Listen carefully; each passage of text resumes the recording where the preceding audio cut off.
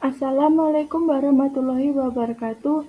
Halo, saya Dela Reski Wirandari, NIM A51022014. Dalam mata kuliah Media TIK, saya akan mempresentasikan mengenai tumbuhan. Baik, langsung saja kita masuk pada materinya. Nah, sebelum masuk pada materi intinya, di sini ada pengantar yang mana tumbuhan adalah makhluk hidup yang sangat penting dalam kehidupan kita. Dalam presentasi ini, kita akan menjelajahi definisi tumbuhan, fungsi, bagian-bagian tumbuhan, fotosintesis, perkembangbiakan, jenis-jenis tumbuhan, penggunaan tumbuhan dalam kehidupan sehari-hari, dan peran tumbuhan dalam lingkungan. Kita masuk pada pendahuluan terlebih dahulu. Tumbuhan merupakan kelompok organisme yang hidup di darat. Tumbuhan memiliki struktur yang unik dan kemampuan untuk melakukan fotosintesis guna memproduksi makanan. Nah, marilah kita mempelajari lebih lanjut tentang tumbuhan dan kehidupannya. Baik, disimak ya. Nah, sekarang kita sudah masuk pada definisi tumbuhan. Tumbuhan adalah makhluk hidup yang termasuk dalam kerajaan plantae. Tumbuhan memiliki akar, batang, daun, dan organ reproduksi. Tumbuhan memiliki kemampuan untuk menghasilkan makanan sendiri melalui proses fotosintesis. Nah, setelah kita mengetahui tentang definisi tumbuhan, sekarang kita masuk pada fungsi-fungsi tumbuhan. Fungsi tumbuhan yang pertama yaitu sebagai sumber makanan. Tumbuhan membantu menyediakan makanan bagi manusia dan hewan melalui hasil fotosintesis. Fungsi tumbuhan yang kedua yaitu sebagai oksigen di udara. Proses fotosintesis tumbuhan menghasilkan oksigen yang diperlukan oleh semua makhluk hidup di dunia. Yang ketiga yaitu untuk menjaga keseimbangan ekosistem.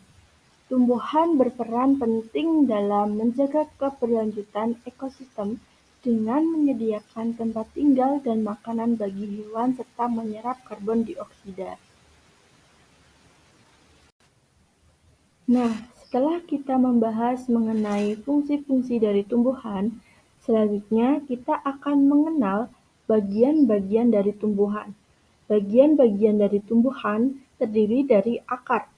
Akar berfungsi menjaga tumbuhan tetap berdiri dan menyerap air serta nutrisi dari tanah. Macam-macam dari akar yaitu ada akar serabut, akar tunggang, akar gantung, akar tunjang, akar napas, akar pelekat, dan akar semu. Bagian-bagian tumbuhan yang kedua yaitu ada daun.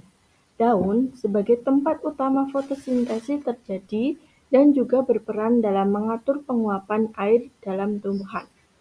Nah, jenis-jenis daun ada 5. Yang pertama yaitu daun menjari. Jenis daun ini memiliki tulang berbentuk seperti susunan jari tangan. Contoh dari daun ini yaitu ada daun singkong, daun pepaya, daun kapas, dan masih banyak lagi. Yang kedua yaitu daun menyirip. Daun menyirip, daun yang memiliki struktur tulang daun menyirip seperti pada sirip ikan atau siri ikan. Contoh dari daun menyirip yaitu ada daun kueni, daun belimbing manis, daun durian, daun jambu, dan daun mangga. Yang ketiga ada daun sejajar.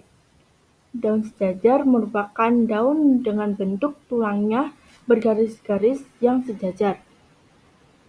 Contohnya yaitu ada daun jagung, daun rumput, daun tebu, daun padi, dan daun kelapa.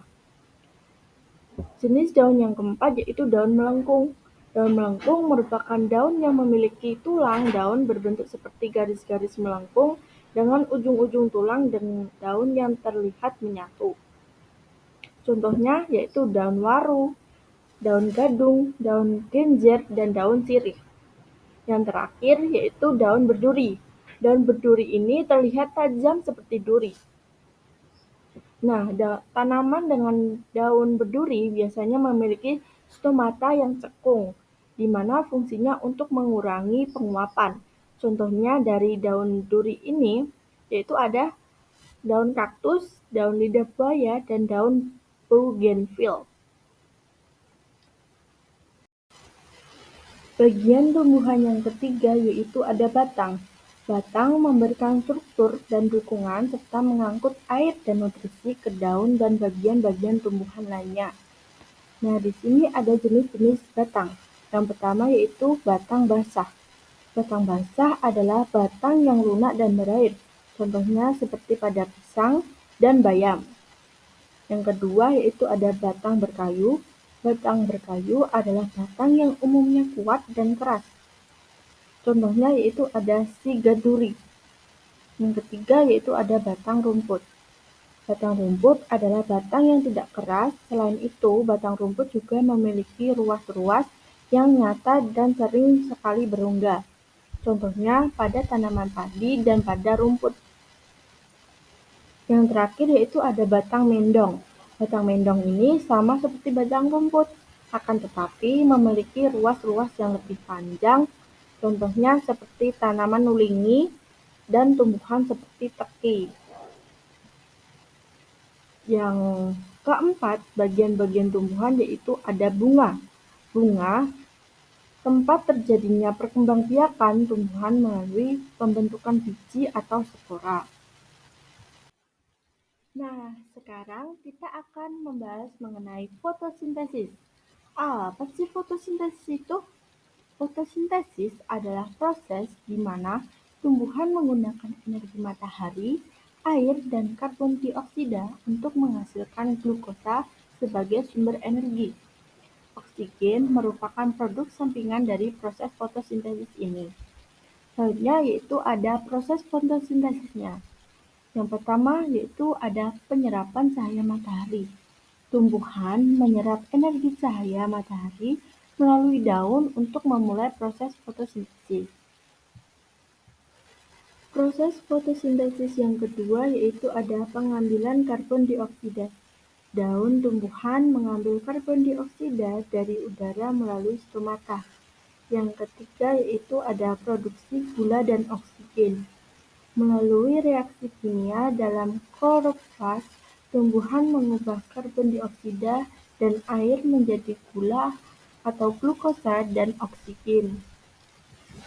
Nah, setelah kita mempelajari apa itu fotosintesis, selanjutnya kita akan membahas mengenai perkembangbiakan tumbuhan. Perkembangbiakan tumbuhan dibagi menjadi tiga, yaitu yang pertama pembuahan. Pembuahan adalah proses transfer serbuk sari dari benang sari ke putek untuk membentuk biji dan buah. Yang kedua berpijak. Berpijak ini adalah proses tumbuhan tumbuh dari biji menjadi pohon atau tanaman dewasa. Yang ketiga ada reproduksi vegetatif. Reproduksi vegetatif ini yaitu pembentukan individu baru dari bagian tumbuhan yang sudah ada seperti pemotongan batang atau akar.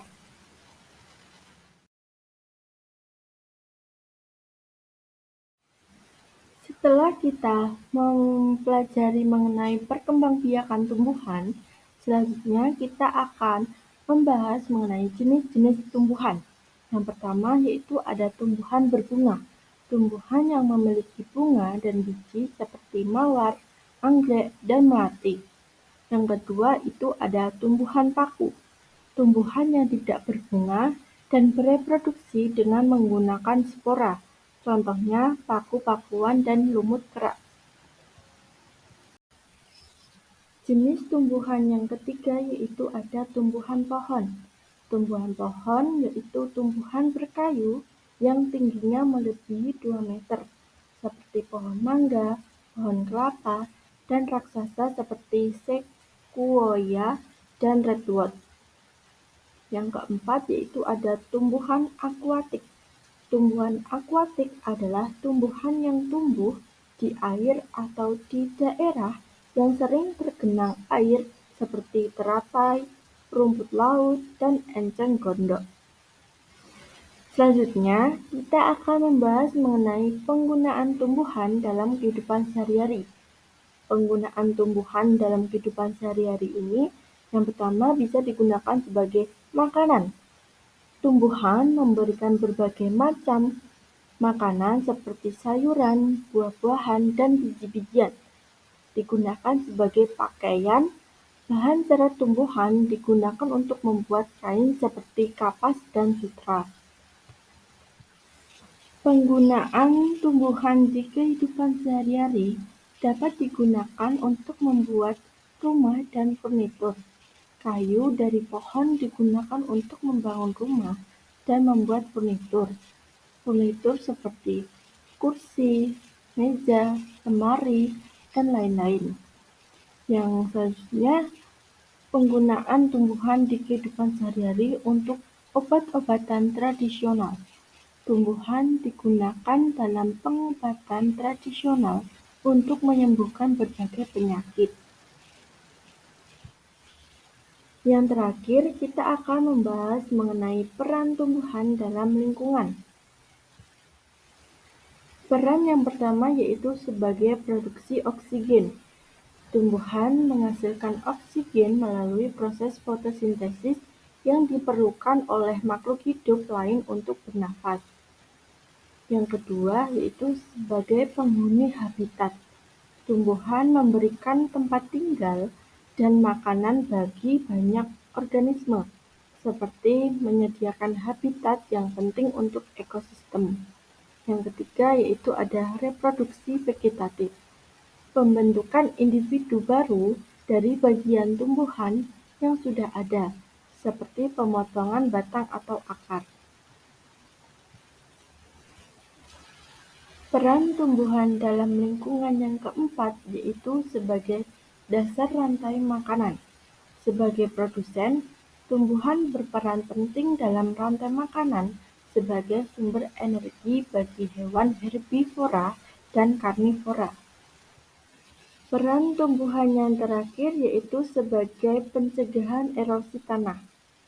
Akar tumbuhan membantu mengikat dan mencegah erosi tanah, menjaga kesuburan tanah, serta aliran air yang sehat. Adapun cara atau langkah-langkah mencegah erosi, yaitu dengan cara yang pertama konservasi tanah. Konservasi tanah merupakan serangkaian upaya dan strategi untuk mencegah dan menghambat proses terjadinya pengikisan tanah. Yang kedua yaitu membuat terasering. Terasering termasuk cara yang sering digunakan untuk mencegah erosi. Cara ini adalah dengan membuat teras demi teras seperti tangga pada lahan yang miring sehingga ketika hujan turun, air tidak langsung mengalir begitu saja. Yang ketiga itu membuat counter farming.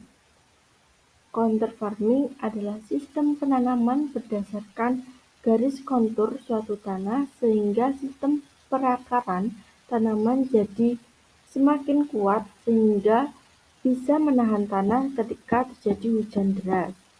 Yang terakhir, melakukan reboisasi. Reboisasi menjadi salah satu cara preventif yang paling signifikan pengaruhnya. Penyebab erosi bukan hanya karena buruknya sistem cocok tanam, namun juga bisa terjadi karena dampak kerusakan hutan yang gundul akibat ulah manusia. Sangat baik jika sudah melakukan penebangan pohon, lahan harus ditanami pohon kembali atau reboisasi. Nah, dapat disimpulkan bahwa tumbuhan adalah bagian penting dari kehidupan di bumi ini. Tumbuhan memberikan oksigen, makanan, dan habitat, serta memperindah lingkungan sekitar kita. Jadi, mari kita jaga dan hargai keanekaragaman tumbuhan. Baik, sekian dari presentasi saya. Bila ada salah kata, saya mohon maaf. Wassalamualaikum warahmatullahi wabarakatuh.